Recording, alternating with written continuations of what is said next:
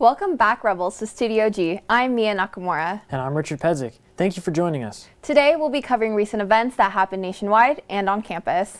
We will also be talking about UNLV's K-Drive with Jason Beatty, who is joining us in studio. We will have all that and more that's coming up right now.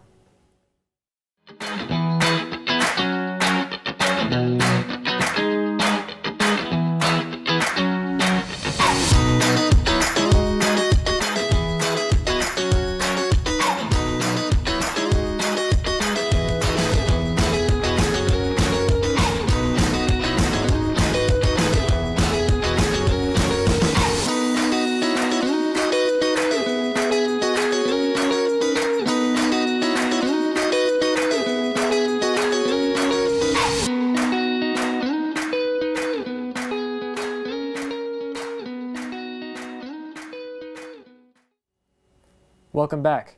Let's start with international news in Haiti. Haiti's capital is on the verge of exhaustion due to fuel shortages after struggling through an earthquake, gang violence, and mass kidnappings. Most hospitals in Haiti rely on fuel-powered generators to keep patients alive. It's estimated that 300 children, 45 women, and 150 COVID patients have their lives at risk if fuel is not delivered in the upcoming days. In southern Italy, a powerful cyclonic storm hit Sicily on Tuesday, causing widespread flooding in the city of Catania, turning roads into rivers due to further expected intense rain. A red alert, which is the highest level of warning, was issued. At least 2 people have died as a result of flooding. In other news, Pfizer's vaccine for kids ages 5 to 11 was backed by the FDA Advisory Committee on Tuesday. The vaccine could become available to 28 million children by next week. FDA officials stated that the need for vaccinations in children is essential following approval by the FDA. The vaccine would need to be approved by the Centers for Disease Control and Prevention before children can receive it. An antiviral pill called Molnupiravir, issued a pharmaceutical giant Merck, may become possible, a new tool to combat COVID-19. The twice-daily pill aims to prevent mild to moderate cases of COVID-19 from becoming severe. So far, Merck has submitted data to the FDA following the success of its clinical trial in 775 high-risk unvaccinated people. The FDA Advisory Committee will meet on November 30th to discuss the emergency use authorization request. The United States have made an advance purchase on $1.2 billion worth of Molnupiravir. Australia, Singapore, and South Korea have also made purchase agreements. As Breast Cancer Awareness Month comes to an end, First Lady Jill Biden visited the Medical Center of South Carolina on Monday, where she opened up about how breast cancer has affected her life and her friendships. Biden stated that 4 of her friends were diagnosed back in 1993 and 1 did not make it. Breast cancer affects 1 in 8 women in the United States, but health screenings have declined drastically following the COVID-19 pandemic.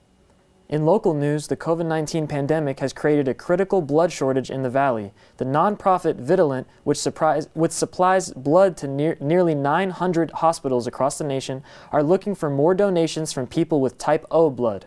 According to Vitalant's vice president, approximately 1,000 donors are needed on a weekly basis to meet the demand. Also, there's a shortage of platelet donations, which go to cancer patients that are under treatment. It's not necessary to be vaccinated for COVID-19 or to donate blood. To donate, visit donors.vitalant.org. Shortage of labor is another problem we are facing, locally and nationally. The labor shortage among companies have increasing, even though places are reopening. Reporter Anasaya has more.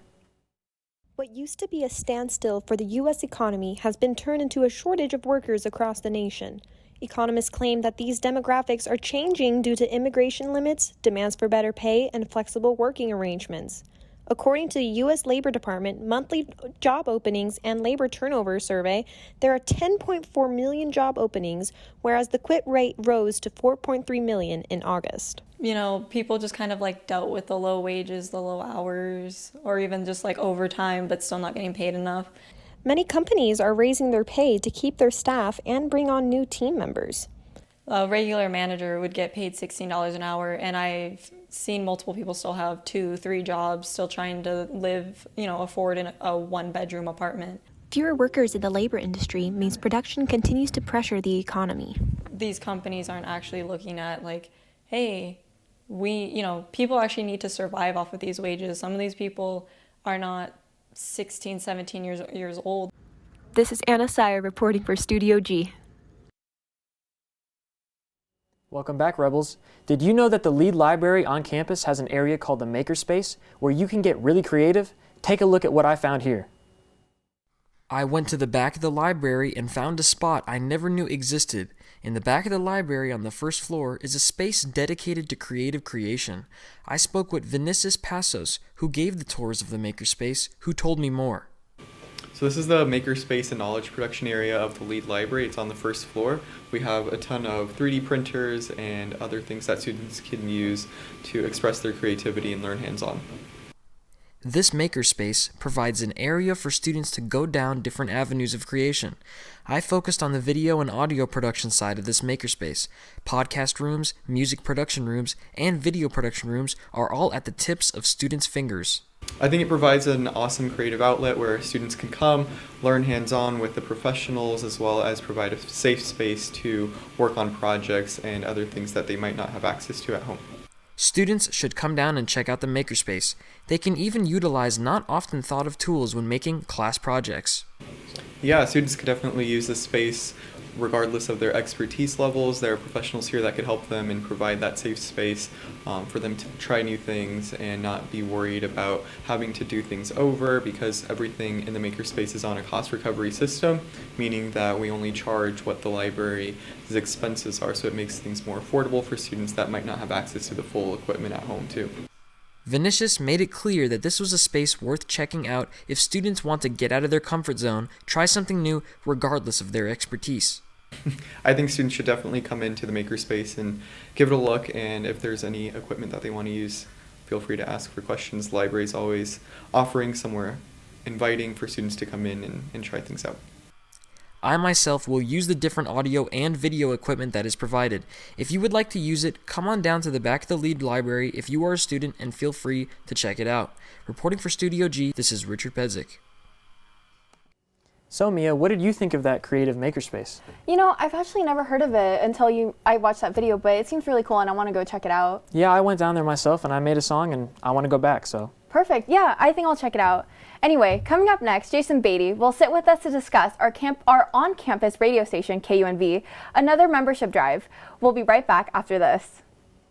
Like other health concerns, mental illness is not always easy to see. Third line, please.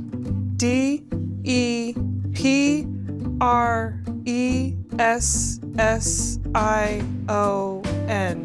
Mental illness doesn't show up on a scale.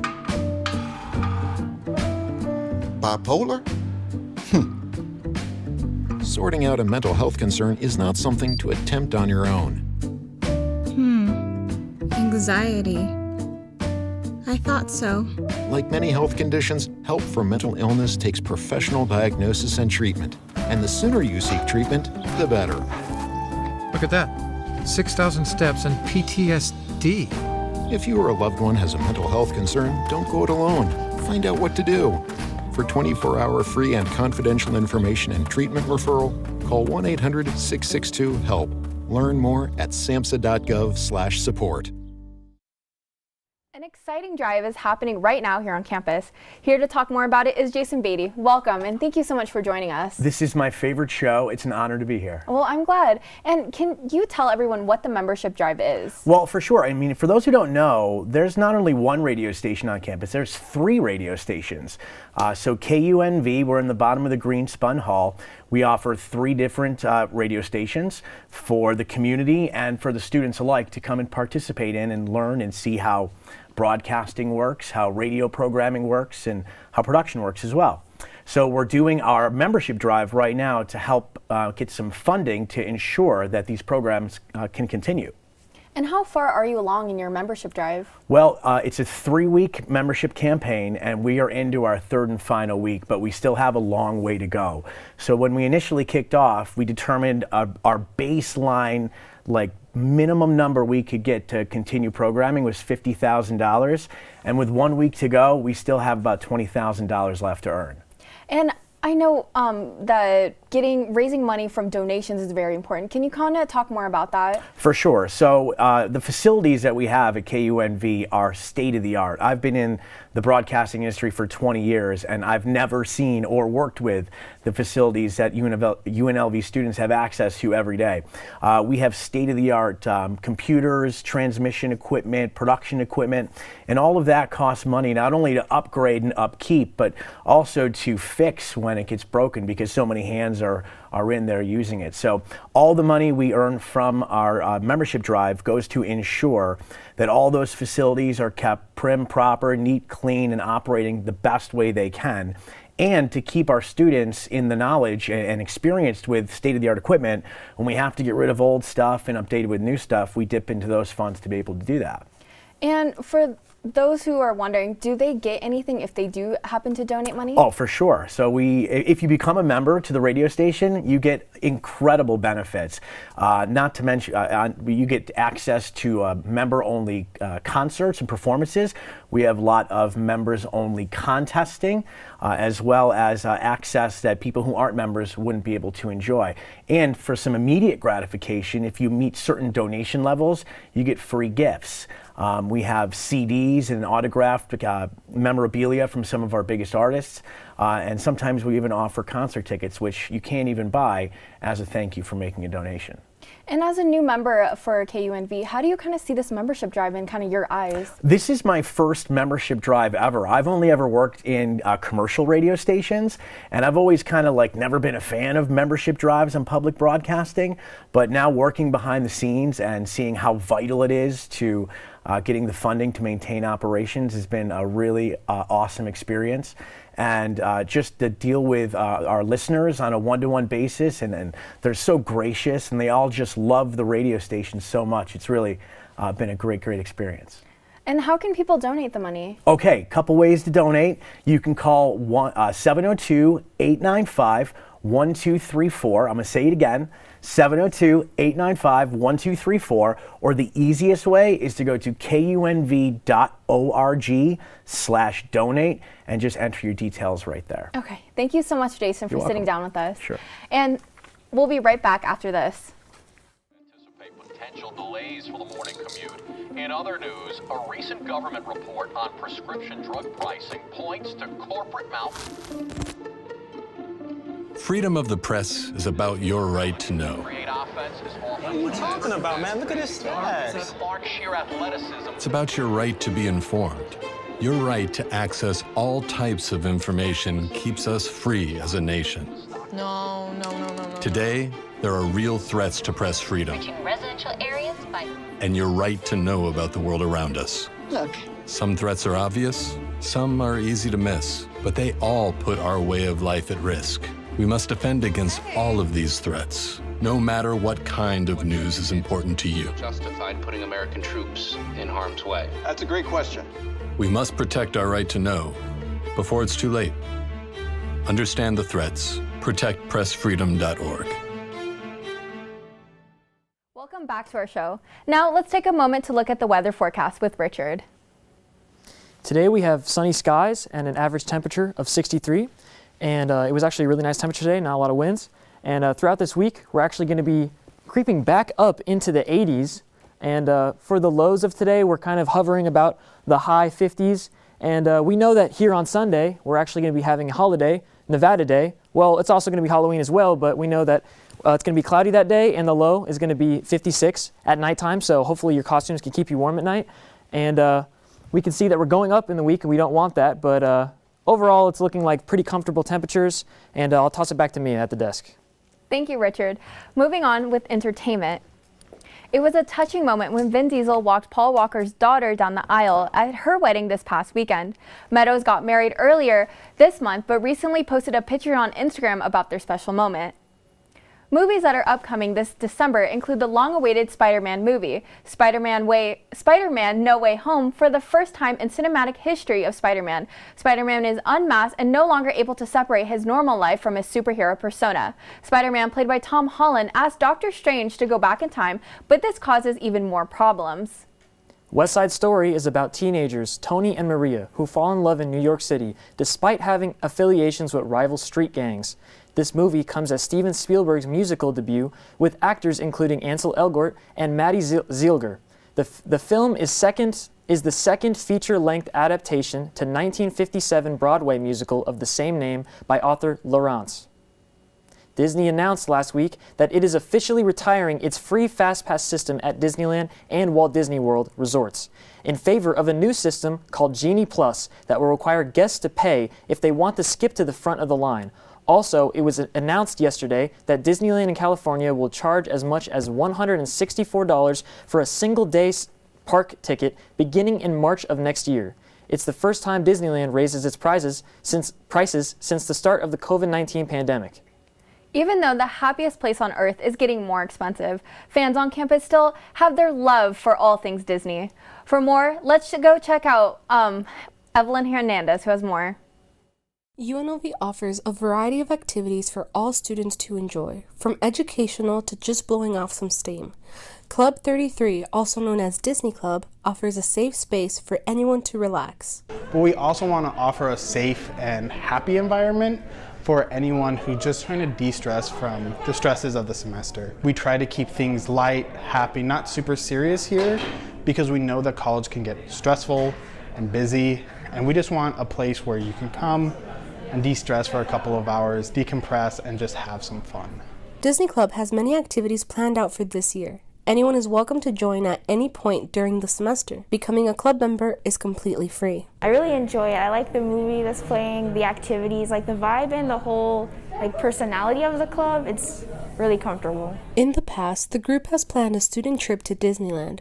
While many rebels look for new college experiences, stop by Club 33 for some Disney magic. This has been Evelyn Hernandez with Studio G.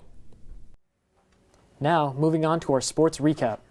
The Las Vegas Golden Knights took on the Colorado Avalanche last night at Ball Arena. The Knights won 3-1 and play again tonight at 5:30 against the Dallas Stars at American Airlines Center. The Atlanta Braves kicked off the World Series yesterday by winning against the Houston Astros 6-2. They play again today for Game 2 at Minute Maid Park at 5:09 p.m. The Rebels fell short once again against San Jose State last Thursday with a final score of 27-20.